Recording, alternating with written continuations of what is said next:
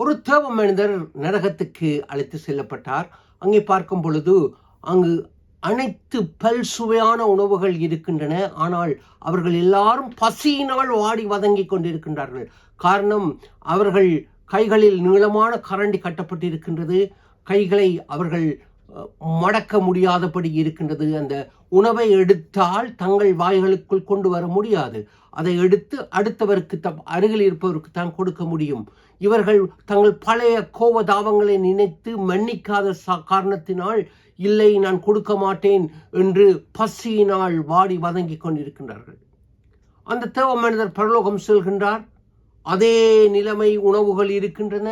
ஆனால் அவர்கள் உணவை எடுத்து அருகில் இருப்பவருக்கு கொடுக்கின்றார்.